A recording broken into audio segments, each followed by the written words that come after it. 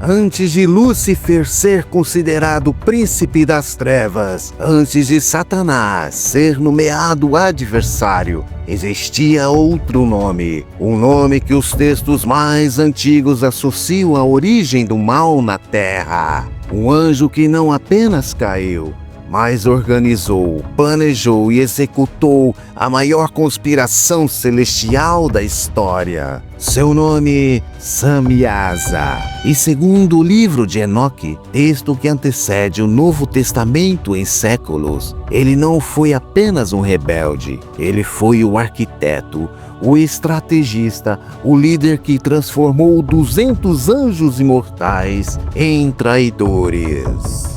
Esta é a história do anjo que corrompeu a terra e forçou Deus a resetar a criação.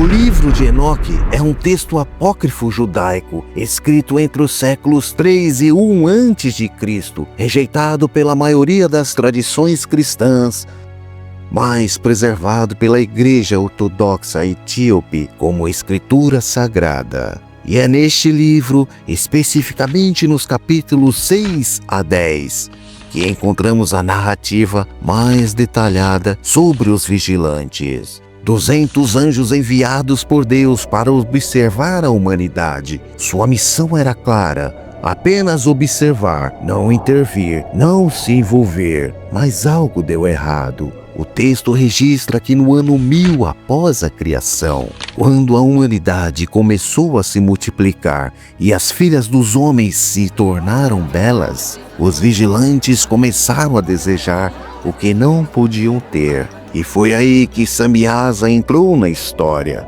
Enoque capítulo 6, versículo 3, registra suas palavras exatas aos outros anjos. Eu temo que vocês não concordem em realizar esta ação. Eis que somente eu terei que pagar a pena de um grande pecado.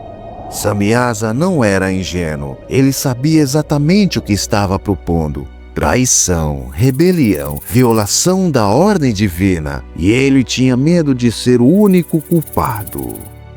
Então, ele criou uma estratégia sinistra e brilhante. O livro de Enoque descreve uma reunião no topo do Monte Hermon, montanha onde que até hoje marca a fronteira entre Israel, Líbano e Síria. Ali, Samyaza propôs aos 199 vigilantes um plano sem volta. Vamos todos fazer um juramento. Vamos nos amarrar por maldições mútuas. Que ninguém abandone este plano. Que todos sejamos igualmente culpados. Esta não era apenas uma conspiração. Era um pacto de responsabilidade coletiva. Samyaza entendia a psicologia angelical. Nenhum vigilante ousaria trair a Deus sozinho. Mas se todos caíssem juntos, a culpa seria diluída. A punição seria compartilhada. E ninguém poderia voltar atrás sem ser traidor dos próprios irmãos. O texto registra em Enoque 6:6. Então todos juntos juraram e se ligaram mutuamente por maldições. E o nome Monte Hermon vem da raiz hebraica Heren, que significa coisa devotada à destruição ou algo sob maldição. O próprio lugar da reunião carrega até hoje o peso daquele juramento. Mas Samyaza não desceu apenas para tomar uma esposa. Ele desceu com um plano de transformação total da humanidade. O texto lista 20 líderes principais, cada um com uma função específica. Azazel ensinaria metalurgia e cosméticos. Cocabiel ensinaria a astrologia e os sinais das estrelas. Baraquel ensinaria os cursos dos planetas. Benemue ensinaria a escrita e o conhecimento amargo. Mas Samyaza, o texto não atribui a ele um ensinamento específico. Por quê? Porque ele não era professor, ele era o coordenador, o estrategista, o líder que garantia que todos cumprissem suas partes. As consequências da descida dos vigilantes foram catastróficas. Enoque capítulo 7 descreve o nascimento dos Nephilim, híbridos de anjos e humanos. O texto diz que eles tinham 3.000 côvados de altura, Se um côvado equivale a aproximadamente 45 centímetros, estamos falando de gigantes de 1.350 metros. Obviamente, estudiosos debatem se isso é literal ou simbólico, mas o que é indiscutível no texto eles eram enormes, insaciáveis e violentos.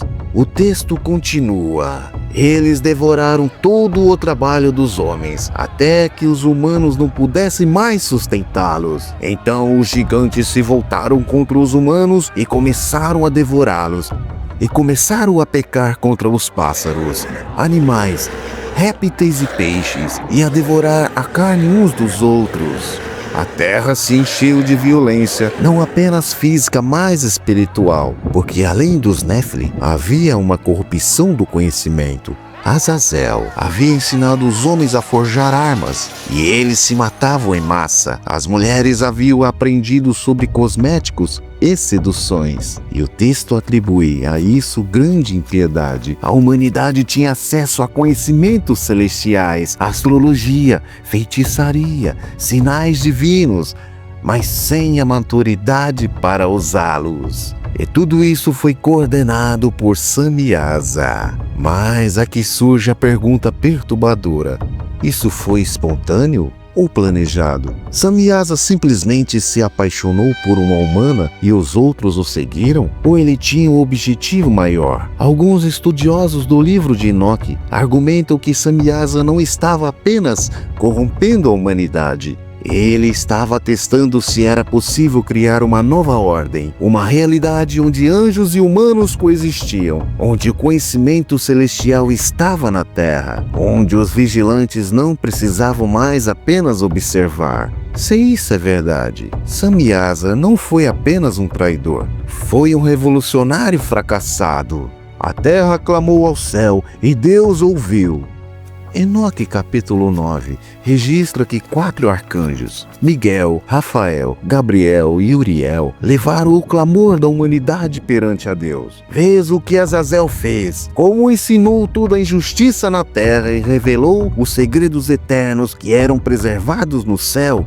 E Samyaza, a quem deste autoridade para governar sobre seus associados. Eles foram as filhas dos homens e dormiram com elas e corromperam a terra. A sentença foi imediata. Enoque 10 registra a ordem de Deus. Amarre Samyaza e seus associados. Prenda-os por 70 gerações nas profundezas da terra, até o dia do grande julgamento. E no dia do julgamento serão lançados no abismo do fogo. Mas antes da prisão, o texto registra algo único sobre Samyaza. Samyaza viu a destruição de seus filhos. Os Nephilim foram forçados a se matar entre si por Gabriel, e seu coração se encheu de arrependimento. De todos os 200 vigilantes caídos, apenas Samyaza demonstrou remorso. Não pelas vidas humanas, não pela corrupção da criação, mas pelos próprios filhos, pela linhagem que ele tentou criar e viu ser apagada. E então ele foi acorrentado, enterrado vivo sob as colinas da terra, onde, segundo o texto, permanece até hoje, aguardando o julgamento final. Mas a história de Samyaza levanta questões que ecoam até hoje. Se ele se arrependeu, por que não foi perdoado? Tradições rabínicas sugerem que pecados contra a ordem da criação são irreversíveis. Você pode se arrepender do roubo, da mentira, até assassinato, mas corromper a própria linhagem humana? Isso não tem perdão. Onde ele está agora? 70 gerações já passaram há milênios. Algumas interpretações dizem que 70 gerações é simbólico, significando até o fim dos tempos. Outras tradições sugerem que ele foi libertado e está solto desde o 1º século. Samyaza era mais culpado que os outros? Azazel corrompeu com conhecimento. Samyaza corrompeu com liderança. Um ensinou o mal, o outro organizou o mal. Qual é pior? E talvez a questão mais perturbadora de todas. Se Samyaza conseguiu convencer 200 anjos a atrair Deus, que tipo de líder ele era? Carismático? Manipulador? Visionário? O livro de Enoque não romantiza Samyaza, mas também não o pinta como um monstro simples. Ele tinha medo, ele planejou, ele garantiu cumplicidade coletiva. Ele se arrependeu tarde demais. Samyaza não é um demônio dos filmes de terror. Ele é algo mais perigoso. Um líder que acreditou que poderia melhorar a criação de Deus e destruiu tudo no processo. Samyaza foi o estrategista da queda, mas cada um dos 20 líderes tinha uma especialidade, uma área de conhecimento proibido que trouxeram à Terra, e entre eles havia um anjo obcecado com os céus, com as estrelas, com os segredos do movimento celestial. Seu nome era Cocabiel. E o conhecimento que ele ensinou, a astrologia e os sinais das constelações, mudariam para sempre a forma como a humanidade olha para o universo. Se você quer continuar descobrindo os segredos dos 200 vigilantes que Samyaza liderou à perdição, inscreva-se no canal. Esta série está apenas começando. Até a próxima História Perdida.